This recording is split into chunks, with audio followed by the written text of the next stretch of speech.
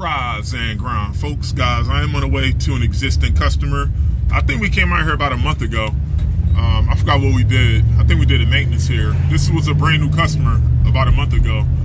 Guys, this customer called yesterday and said that she didn't run the heat last week because it was warm outside, but she turned the heat on and she got it up to 80 and it's down to 60. So, guys, I got a feeling I know what's going on here, but I need to reconfirm it. I think something's going on here with the thermostat, but nonetheless, I'm almost here now, guys. Let's go take a look.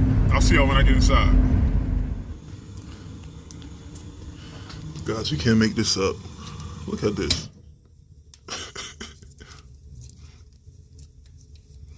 What is this, a homemade wire nut?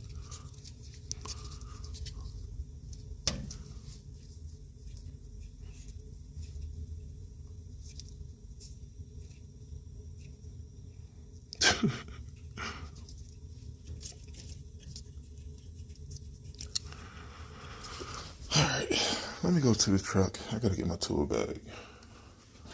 We gotta fix something here. I'll be back.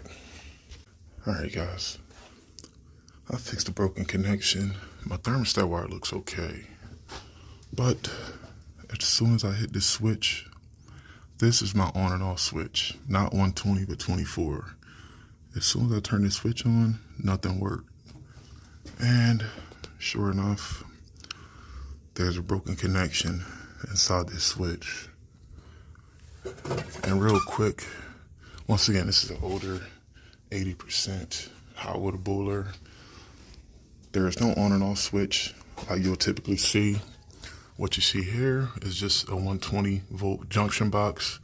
This is what feeds my inline aquastat to eventually turn on my circulator pump, and I got 120 going to leaving my junction box, but instantly I knew we had a 24 volt problem, but I had to discern which set of thermostat wires we're going where, because if this wasn't here, this would have cut my diagnosing time down in half.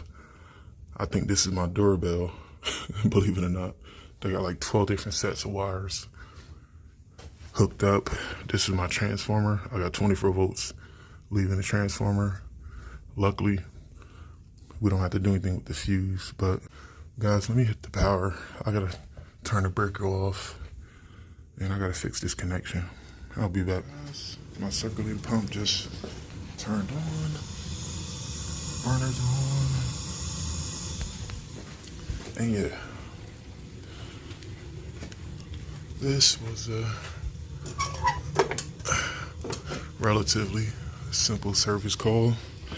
Now, guys, one thing I didn't mention is there's next to no low voltage controls on this boiler.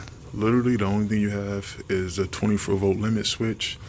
This inline aquastat is 115. Remember, that goes to our junction box on the wall. But literally, the only thing you have is your thermostat wire, you got your gas valve, and then you have your 24 volt high limit switch.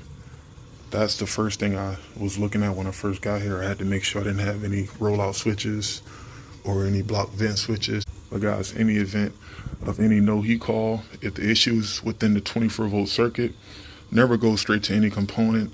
Always try to, in this case, we don't have a schematic, but always try to resort back to your schematic. Trace power back from your thermostat wire. If you have a circuit board, that would make it easier. We don't have a circuit board here, but start from R to C on your transformer and complete the loop. Always remember, all your 24 volt safeties is wired in series. It's one big circuit.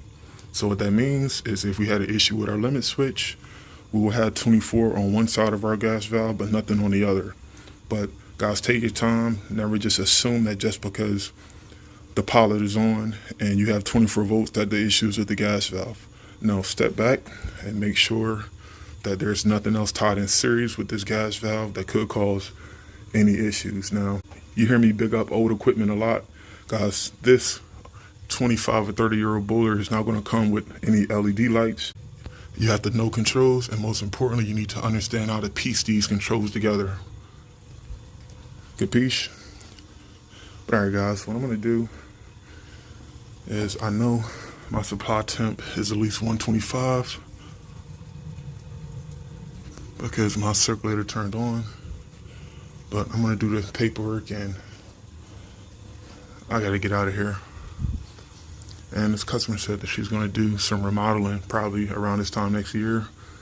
We're gonna come out in the fall anyway to do the heat maintenance on this boiler, but she's probably gonna look into replacing this boiler, she said, because I think she said that she's been here for 20 years and this boiler has been here since she's been here. But regardless of the age of the boiler, if a repair can be made to get a customer by, this is ABC's, but nonetheless, the customer understands not just the boiler, but the age and condition of the rest of the parts.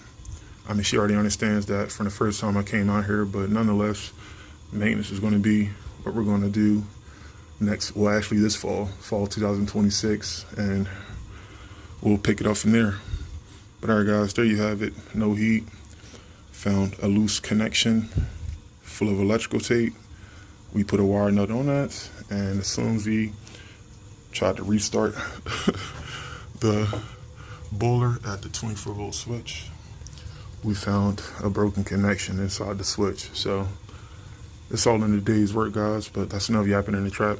I gotta roll. Peace out. I'll see you in the next one. Peace.